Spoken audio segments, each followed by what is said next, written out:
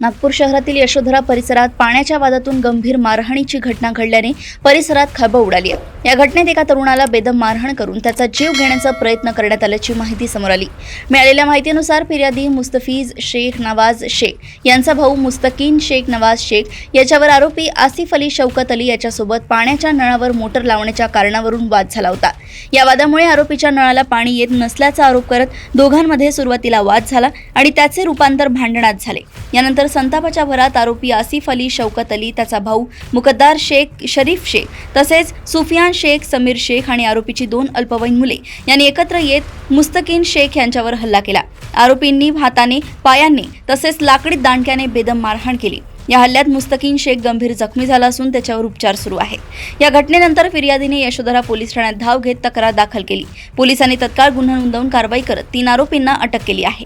या प्रकरणाचा पुढील तपास यशोधरा पोलीस करतायत। साध्या पाण्याच्या कारणावरून एवढा गंभीर वाद होऊन हिंसाचार घडल्याने परिसरात भीतीचं वातावरण पसरलंय। फिर्यादीनामे मुस्तफीज शेख नवाज शेख याचा भाऊ जखमी शेख मुस्तकीन शेख नवाज वय 25 वर्षे याचा सदर प्रकरणातील आरोपी आसिफ अली शौकत अली वय 51 वर्ष राहणार माजरी रेल्वे पट्टीजवळ मदिना मस्जिदच्या मागे यांचा पाण्याच्या नळाला मोटर लावली, त्यामुळे आरोपीच्या घराकडे ज्या नळाचं कनेक्शन आहे त्या ठिकाणी पाणी येत नव्हते। या कारणावरून वाद झाला होता।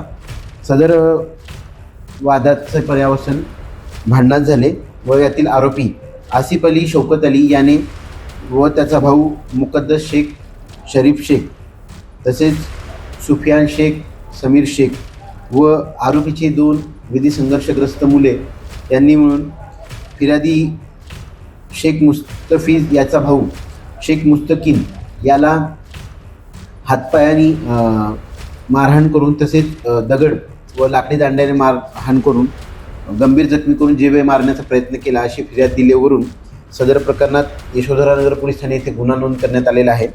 सदर प्रकरणात 3 आरोपी अटक करण्यात आलेला असून त्यांचा दिनांक 20 रोजीपर्यंत पोलीस कस्टडी रिमांड माननीय न्यायालयाने मंजूर केलेला आहे। सदर प्रकरणात आरोपी अटक करण्यात आलेला असून पुढील तपास यशोधरा नगर पोलीस ठाणे करत आहे।